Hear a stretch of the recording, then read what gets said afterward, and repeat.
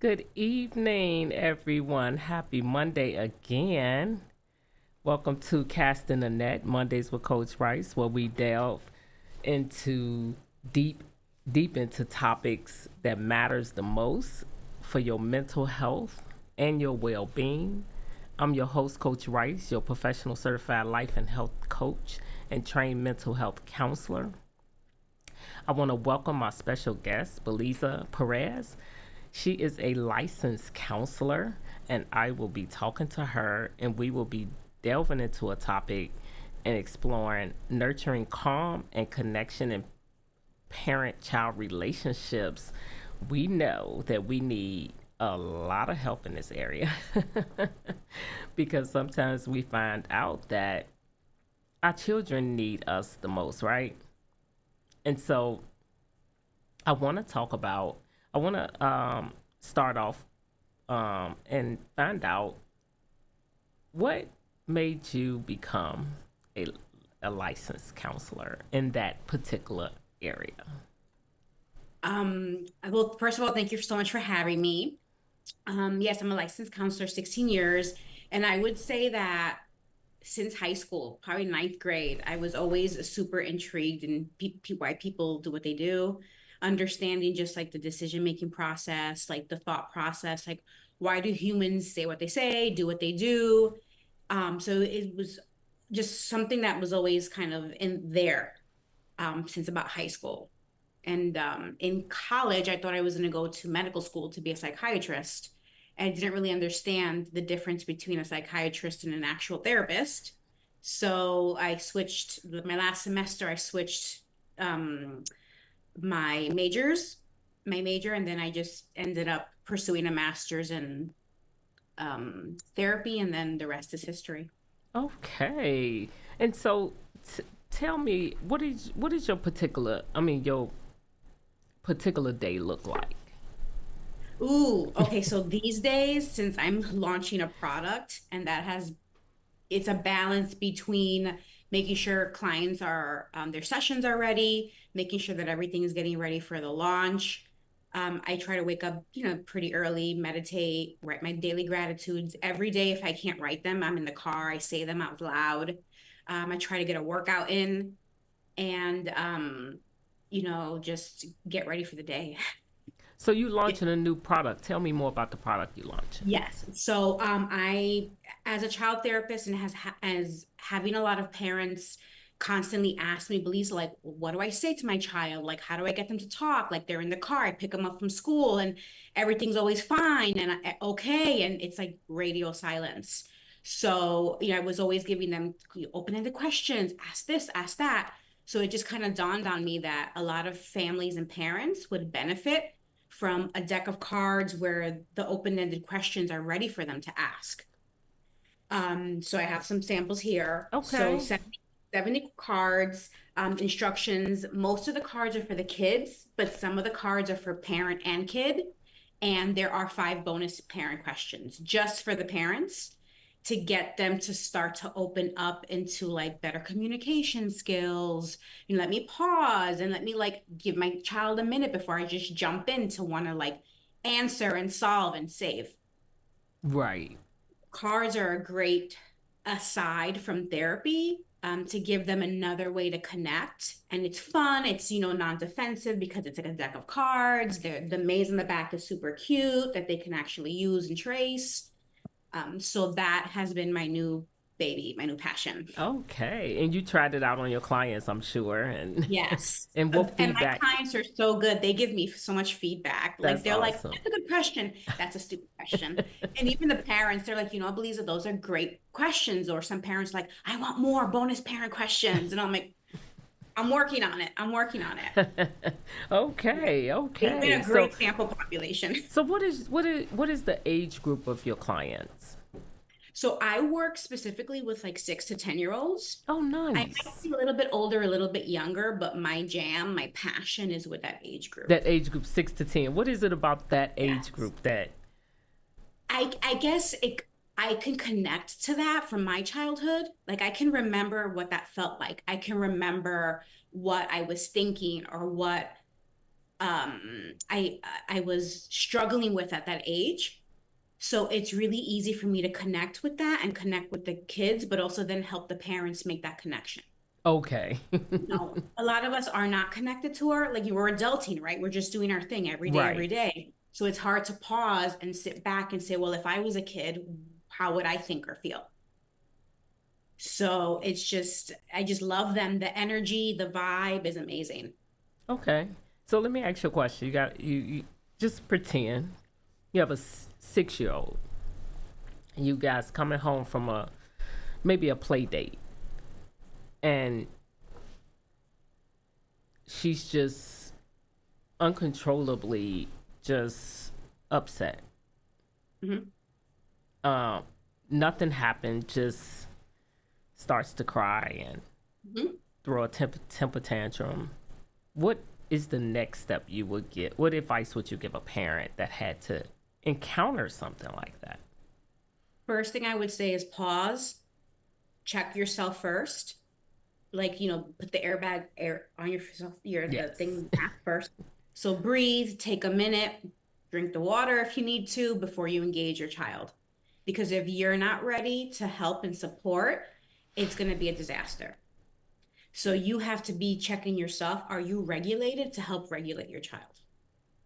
That's the first thing I would say to any parent, Right. because that will determine how things go. Yes, because you don't want to meet the temperature, right?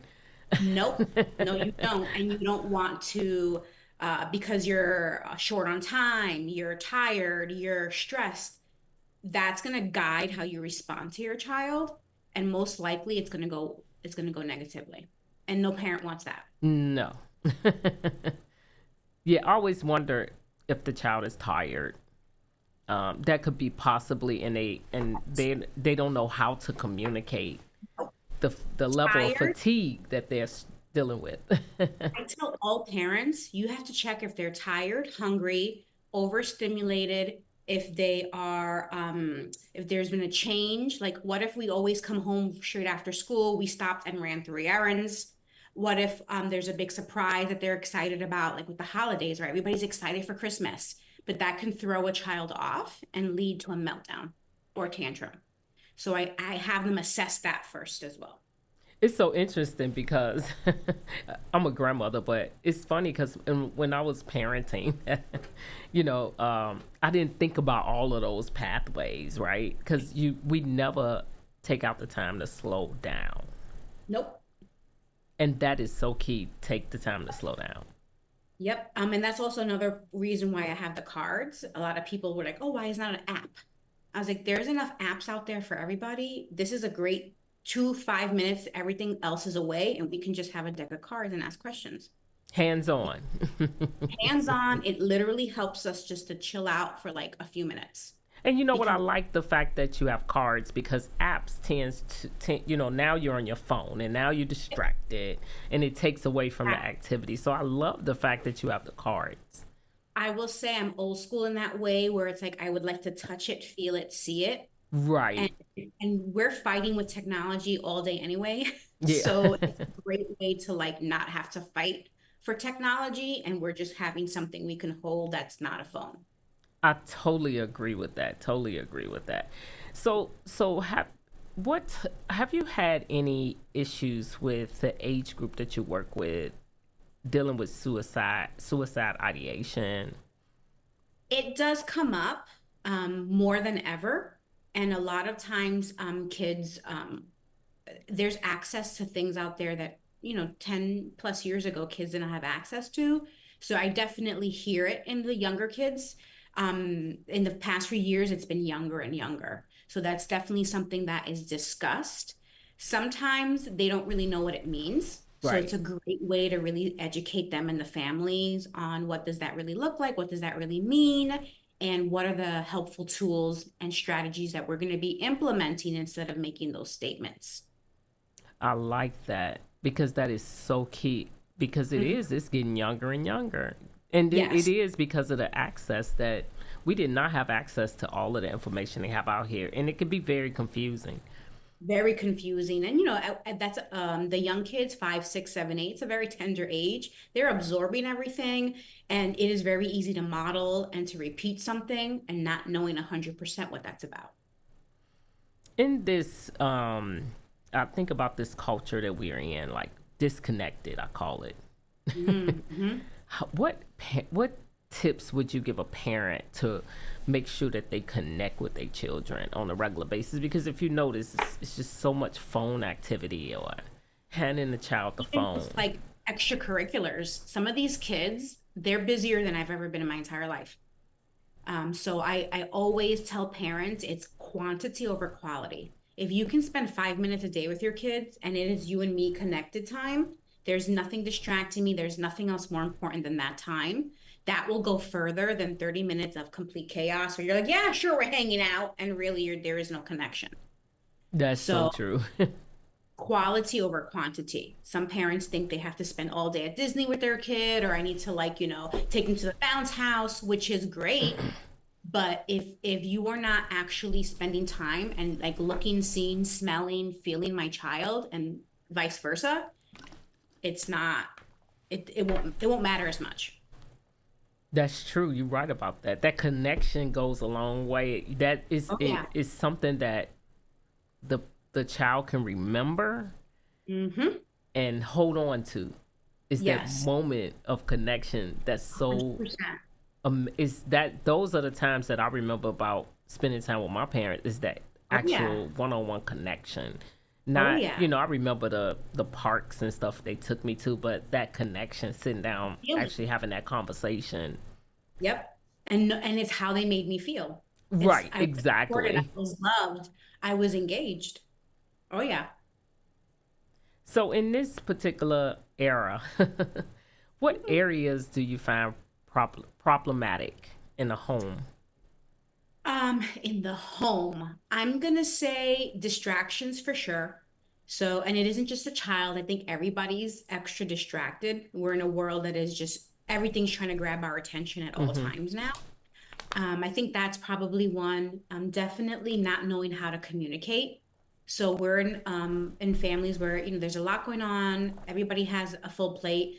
We're reacting, we're not stopping and pausing and thinking, we don't have the effective communication skills, so it is a lot of explosions, a lot of anger, a lot of frustration. I think that those are probably top things going on in the home right now. It is pretty. It is pretty. It is a fast pace. It's like we're moving so fast that no Yep. one is pausing No. anymore. We don't have No. time to pause. When did that happen? Yep. And what does that do to our nervous system Exactly. in the It moments where we do need to heightened regulate to. anxiety. Mm-hmm. Hmm. And that would be another thing. Just in general, I see a lot of kids with anxiety, a lot more than ever. It's anxious children. And why do you think that you see such a? Because I thought the same thing. It's just I've never seen so many children with anxiety.